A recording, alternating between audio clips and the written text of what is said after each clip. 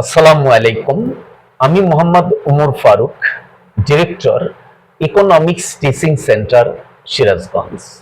প্রিয় HSC economics batch, গত ক্লাসের ধারাবাহিকতায় আজকে আমি তোমাদের সাথে অর্থনীতি প্রথম পত্রের প্রথম অধ্যায়ের কিছু গুরুত্বপূর্ণ বিষয় নিয়ে আলোচনা করব।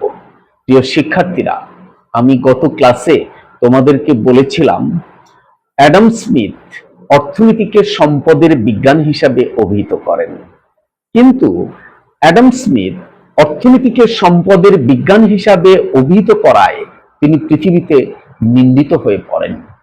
অতঃপর অধ্যাপক আলফ্রেড মার্শাল সম্পদের চেয়ে মানব কল্যাণের উপর অধিকতর গুরুত্ব আরোপ করে 1890 সালে তিনি অর্থনীতিকে কল্যাণের বিজ্ঞান হিসাবে অভিহিত করেন।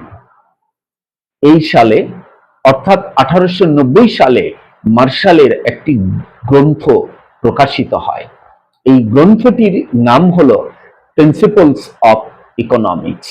প্রিয় শিক্ষার্থীরা, এই গ্রন্থে মার্শাল অর্থনীতির সংজ্ঞা প্রদান করেন এবং তিনি বলেন অর্থনীতি মানুষের দৈনন্দিন জীবনের সাধারণ কার্যাবলী পর্যালোচনা করে।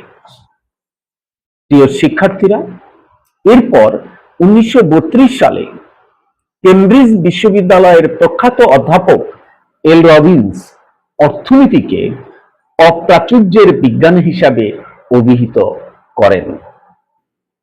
এই সালে অর্থাৎ 1932 সালে এল রবিন্সের একটি বিখ্যাত গ্রন্থ প্রকাশিত হয়। এই গ্রন্থটির নাম হলো an essay on the nature and significance of economic science.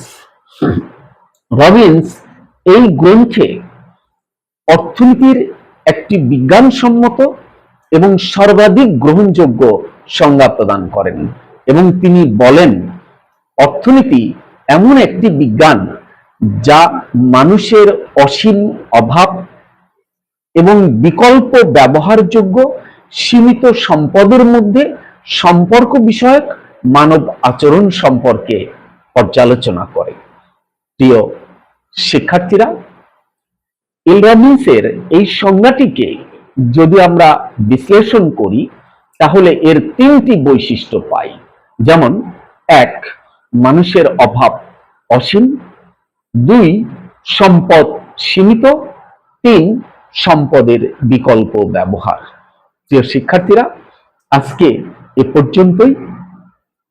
পরবর্তী ভিডিওতে একই অধ্যায়ের অন্য কোনো গুরুত্বপূর্ণ বিষয় নিয়ে আমরা আলোচনা করব ইনশাআল্লাহ। ততক্ষণ পর্যন্ত তোমরা সবাই ভালো থেকো এবং সুস্থ থেকো। আসসালামু আলাইকুম।